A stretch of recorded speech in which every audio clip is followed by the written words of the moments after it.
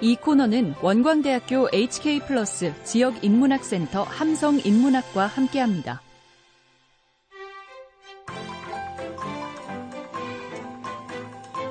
원광대학교 HK+ 동북아시아 인문사회연구소 찾아가는 인문학, 굿모닝 인문학 함께 하겠습니다.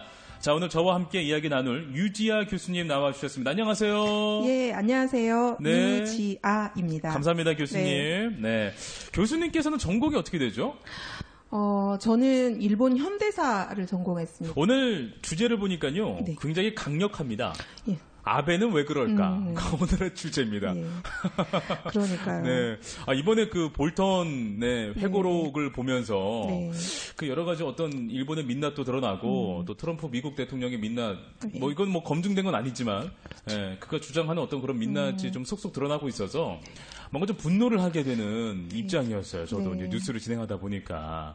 근데 그 전에 코로나19에 대처하는 방법을 보더라도, 왜 그럴까라는 생각, 일본이 나가 원래 저런 나라였나라는 생각이 들 정도로 굉장히 좀 뭔가 좀 계획되어 있지 않고, 뭔가 좀 우왕좌왕하는 모습을 좀 봤거든요.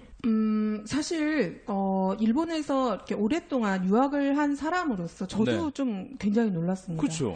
의외로 일본이 이 재난이라고 하는 것에 좀 어느 정도는 대응하는 그런 그 매뉴얼이라고 해야 될까요? 이런 것들이 좀 갖춰져 있는 국가이거든요. 그리고 워낙에 질서 정연하게 그렇죠. 행동하는 민족이라고 우리는 좀 배웠잖아요. 그렇죠. 저희도 저 같은 경우도 유학 시절에 보면 의외로 부안해동하지 않고 침착하게 대응한다라고 하는 생각을 많이 했었거든요. 근데 이번 같은 경우에 보면은 굉장히 이거는 엄청나게 큰 우리가 팬데믹이라고 할 정도의 그런 사태임에도 불구하고 저는 우왕좌왕한다기보다는 아무것도 안 한다? 뭐 이런 식의 좀 느낌이 좀 컸습니다. 일본이. 그러네요. 의외로. 그래서 국가가 굉장히 민첩하게 그 매뉴얼에 따라서 대응할 거라고 생각을 했는데 실제로 이런 이 진단이라거나 이런 것들도 굉장히 늦었고요. 그리고 또 그 진단을 하는 과정에 있어서도 주변 국가, 특히 이제 한국 같은 경우에 이런 그 여러 가지가 나왔었잖아요. 뭐 드라이브 스루라든가 이런 아이디어가 좋았어요. 이런 것들에 대해서 의외로 굉장히 그 비판적인 그런 반응을 보이더라고요. 그래서 왜 그럴까라는 생각을 좀 많이 하게 됐는데 오늘 주제랑 딱 맞네요. 왜 그럴까? 그럼 일본이 정말 왜 언제부터 이렇게 됐지라고 하는 생각을 좀 많이 하게 됐는데 실제로 어떻게 보면 우리가 흔히 말하듯이 일본이 지금 한 30년째 이 경기 침체라고 하는 것을 우리가 이제 겪고 있다 뭐 이렇게 얘기를 하고 있죠. 그러니까 이런 그 경기 침체가 가져온 무기력, 이런 부분들도 굉장히 있을 것 같고요. 실제로 이 경기 침체가 무기력으로만 끝나는 것이 아니라 어떻게 보면 주변 국가의 관계에서 뭐랄까요, 자괴감이라고 해야 될까요? 이것을 자괴감이라고 해야 될지 아니면 조금은 그 억울함? 뭐 이런 것들로 표현되는 그런 모습들이 최근에 좀 나타나는 것 같습니다. 그래서 예전에 비하면 이 한일 관계라든가 또는 그 중일 관계라든가 이런 데에 있어서 일본이 결코 뭔가 이 그 스스로를 자제하거나 이런 모습이 별로 없습니다. 끝까지 간다. 그러니까 그 수출 규제라든가 이런 부분도 사실은 그런 그 흐름에서 나온 것도 굉장히 크지 않을까라는 생각이 좀 들 정도로 끝을 한번 보자. 이런 식의 반응들이 나오고 있는 것이 아닐까라는 생각이 좀 들기도 합니다. 최근에. 네, 알겠습니다. 오늘 주제가 아베는 왜 그럴까라는 또 주제란 말이에요. 지금까지는 이제 일본에 대한 이야기를 조금 전반적으로 했는데 이거를 좀 구체화시켜서 우리가 주제에 맞게 좀 설명해 주신다면 어떻습니까? 그러니까 아베라고 하면 사실 그 아베 신조 수상은 굉장히 그 도련님 입니다. 출신이. 그래서 우리가 이제 일본에서 특히 우리나라도 최근에는 좀 나타나고 있긴 하는데요. 이 세습 의원이라고 하는 그래서 원래 거기에 이제 아버지라든가 할아버지가 원래 거기에서 의원을 하시던 그 지역에서 그 자식들이 예. 후세대가 나가서 그 지역구를 그대로 이어받는 거죠. 일본이 그게 굉장히 강해요. 세습 그래요? 의원. 예. 그래서 이제 주로 그러니까 국회의원이라고 하는 걸 세습하는 경향이 굉장히 크죠. 그래요. 그래서 워낙에 아베 신조 하면은 되게 유명한 게 외할아버지가 유명해요. 그쵸. 기시 노부스케라고 네. 해서. 우리나라에서도 좀 그렇죠. 뉴스에 많이 거론돼서 맞아요. 많은 국민들이 좀 알고는 있을 거예요. A급 전범이었는데 뭐 운 좋게 어쨌든 그 석방이 된 다음에 예. 이 사람이 이제 55년에 지금의 자민당을 만든 인물인 거죠. 예, 자민당을 만들고 그다음 거기 간사장이 되면서 57년에 이제 그 수상이 되었던 예. 인물입니다. 그리고 나서 60년에 미국하고 이제 안전보장 그 조약을 맺는데 네. 일본 국민들이 굉장히 반대했거든요. 안전보장이라고 하면 결국에 전쟁을 생각할 수밖에 없잖아요. 네네. 그럼 전쟁을 하려는 거냐? 어차피 우리는 전쟁이라고 하는 것을 아예 포기했으니까 네.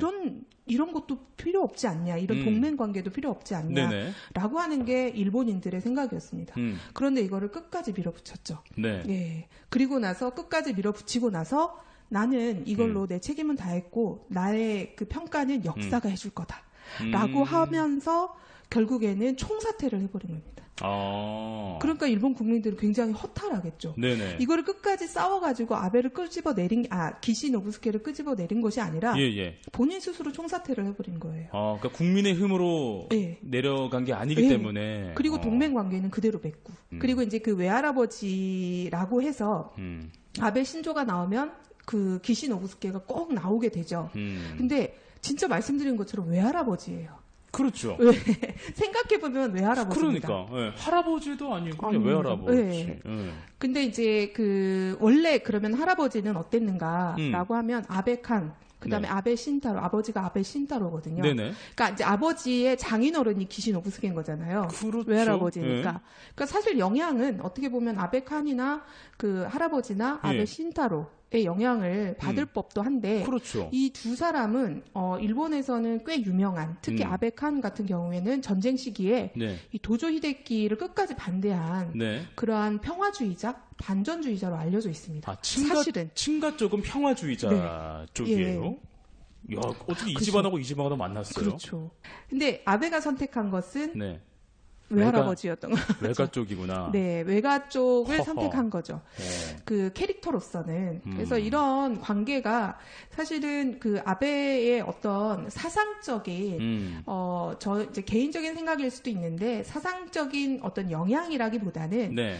어느 쪽을 선택하는 것이 아베가 정치인으로서 살아갈 때 가장 국민들에게 어필할 수 있을까라고 하는 게 크지 않았을까라는 생각을 좀 해봅니다. 교수님도 그렇게도 추측을 해보시는 거군요. 예, 우리가 네. 이제 흔히 말하는 지금 현재 아베랑은 굉장히 다르게 젊었을 때부터 의원직을 굉장히 빨리 시작을 했는데 예. 굉장히 존재감이 없었거든요. 그때 당시에는. 아베를 그리고 기억하는 사람들, 뭐 아베 대학교 친구라든가 뭐 이런 사람들의 이제 인터뷰나 이런 걸 들어보면 예. 몰랐다. 라고 하는, 그런 사람이 있었는지 몰랐는데? 라고 하는 것이 굉장히 컸다고 하더라고요. 네. 그러니까 아베 같은 경우에는 이제 그런 어떻게 보면은 굉장히 도련님인데도 불구하고 좀 존재감 없이 살던 그러한 인물이었고 아마 이제 그런 좀 본인 스스로가 살아오면서 이 존재감이라든가 이런 부분이 정치인으로서 그 성장을 해 나가는데 네네. 조금 굉장히 부담이 되지 않았을까. 그랬을 때 선택할 수 있는 방법은 조금 더 눈에 띄는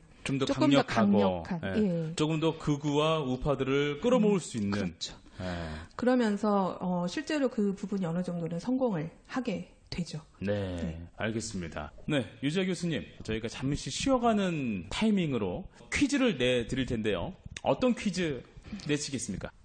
아베 수상이 계속 개정하려고 하는 헌법에 대한 문제를 한번 내보고자 합니다. 네네. 예.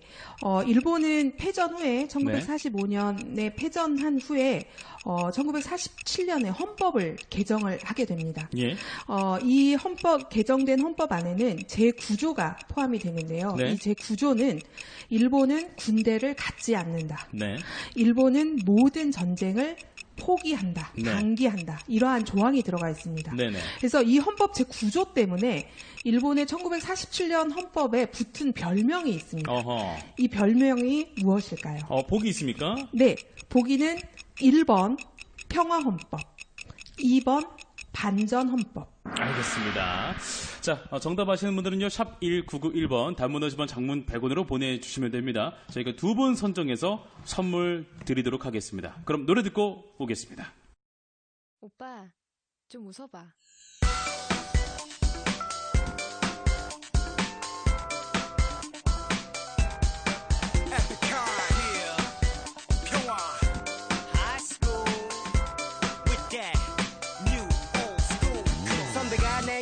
넘볼 때 만취된 널 맞서는 전봇대 전화기보다 비싼 요금제 멋대로 대기보다 뛰어넘길 때 hey, 오케이 딱 하루 참아보세 달력에 적어보세 삶이란 값 속에 이 순간은 돗대 Party like it's a birthday 세상 힌트에 물들 때 애써 주려 하락하다 번질 때 버스에 목매다 택시 탈 때 곧바로 뒤에 따르는 버스 볼 때 바로 오늘의 이 내가 인생 태역 전에 꿈의 티켓 나도 홧김에 이를 망치네 차마 오늘이 내 화를 삭힐 때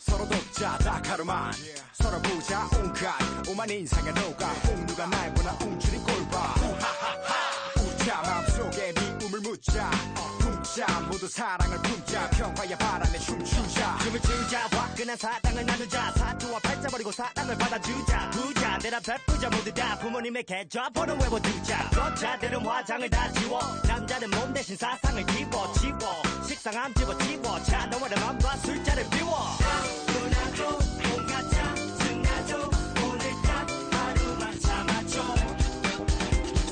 맘도 갖고 돈 갖자 사랑도 오늘 딱 하루만 사겨줘